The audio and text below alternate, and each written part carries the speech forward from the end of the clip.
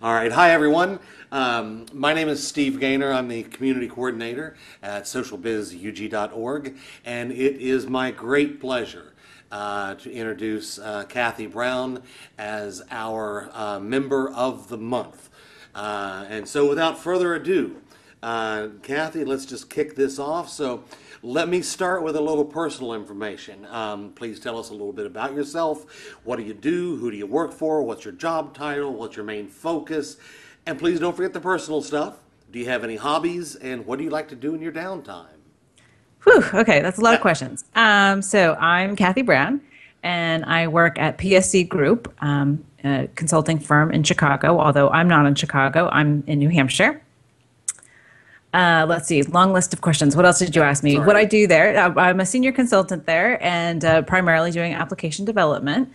A lot of X Pages work in the last, basically since I've joined with them, which is going on, I think, almost 2 years now. Let's see, what else? Personal stuff? Is that what you asked? Yeah, please. Well, I'm a runner. As I say in my bios, a lot of places, I'm a geek and a mom and a loud laugher. So if you've ever met me in person, you already know that fact to be true. Even if you've never met me, if you've just been in the same room as me, you know I'm a loud laugher. So that sounds wonderful, actually. Well, and as a follow-up to that, your website, runningnotes.net. Mm-hmm. And so obviously you're into running, but do you compete or is it just for fun? And if you do compete, what are some races you've been in? Sure, I've been all over the place. So my former life basically was as a non-runner, attempted it a few times and just absolutely despised it. And then I think it was around 2007 that I finally got into running and I really liked it. And the tip was to go slow. And so I was trying to catch up with other people. So I started running in 2007. I started with a 5K. I liked that. I ran a 10K. I liked that. I kept going. I eventually started a running streak. So I ran every single day for 3.5 years. And my shortest run in the streak was a mile. And my longest run in the streak was the Nike Women's Marathon in San Francisco. How long was that? 3.5 years. Oh, how long is the marathon? It's 26 miles. I couldn't walk 26 miles. Right, and I still ran the next day. I had to get my streak in, so I still ran the next day. Wow, good for you. All right, let's get into a little bit of the technical part. Okay. So I was reading a review of Killer UX Design. Yes. And noticed that you said that you like to test early and often. Now, I'm a developer myself, and I try and do the same, but I often run into the problem of taking the happy path. Yes. Or the path of least resistance. What do you do to counteract that natural tendency of taking the happy path and instead of finding the real bugs? Sure. Well, so 3 things. One, I actually do feel that a quote unquote lazy developer is a good developer, right? If you're efficient, you're not reinventing the wheel all the time, and you're finding ways to sometimes use other people's code or whatever, right? So lazy is not necessarily a bad thing, but it can get us into trouble. I'm definitely of the lazy philosophy. But so when I mean test early and test often, it's actually 2 different things. One, test early and test often that we know, like throughout the lifespan of a project, right? It's better to start testing the code now than it is to finish the whole project and then start testing it, because you're going to run into a lot more stuff. It's harder to fix things, right? If you've already implemented the entire application and you find something fundamentally wrong, it was easier if you tested it early and fixed it early. Yep. I also mean it in the even shorter term. You're coding in the old days a Lotus script agent, and it had however many lines, and you sat there and you coded the whole thing, and then you hit save, and then you tested it.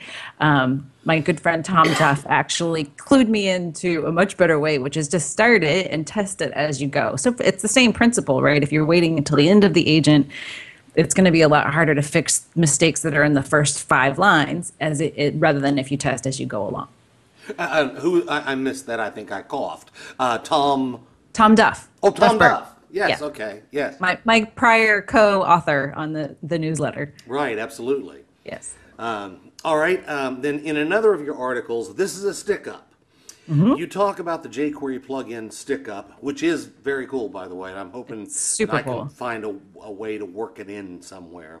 But something else caught my eye. In the article is this. You can break the form up into tabs. Don't get me started on this. Tabs are another article.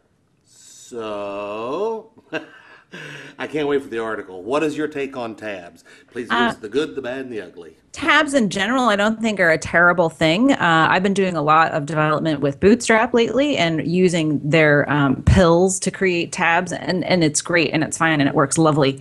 The tabs, as they are in XPages development. So if you were thinking like an old school notes developer and you wanted to use tabs, the tabs with different content on each tab like you used to do in Domino Designer. And so you'd go in and, okay, let me do an X page, and here they've got this, and I'm going to use this, and I'm going to go with it. My experience is it breaks stuff. And without, pulling out an actual application and showing you, it just breaks stuff. Things on the page cease to work. I've had a lot of trouble with rich text fields, which in and of themselves are also a nightmare, but they've just stopped working once I put tabs on the page. Take away tabs, they work fine. I've had other controls like that as well. Just maybe some, whatever JavaScript you have on the page stops executing. You don't get an error. It just doesn't work. You take away the tabs, it's all fine. So, and that's in XPages specifically you're talking about? Yeah. Right, Yep. okay. All right, so we come to our last question, and I couldn't resist the Clint Eastwood reference. This is the most important question of the interview. Okay. What's your favorite movie and why? Oh, see, I'm terrible at this answer because I don't really have favorites. I'm not a favorite person. My favorite could be one thing right now, and in 5 minutes it might be something else. My daughter that's asks. all right. My daughter asks me all the time, Mommy, what's your favorite this? What's your favorite that? What's your favorite this? I just turned 40, and probably in the last year I've just declared a favorite color. So. So I don't really have a favorite movie. I love all kinds of movies. I love geeky movies, action movies, drama, comedy, you name it. I love it. It doesn't matter. Do you have a current favorite TV show? A current favorite TV show. Well, my guilty pleasure TV show, I just finished watching. I'm a binge watcher, so I don't watch any TV like when it's on because I don't even have cable. I do like a lot of people do. I get Netflix, right, and I binge watch. So my latest favorite binge watch show was actually Leverage. Total guilty pleasure. Loved the pretend IT tech stuff they had going on in there. So That keeps popping up in my list. I think I'm going to have to take your advice on that one. yeah, I mean, it's not like an all-time awesome show or anything, but it was a lot of fun. And they do stuff like, they hack alarm systems with RFID tags and things like that. That's kind of just funny from an IT perspective. Excellent. All right, Kathy, I won't take up any more of your time. I do appreciate it. Are Sure. you are you going to Connect 2014? I am going to connect, and I will be speaking in 3 sessions, each with a co-speaker.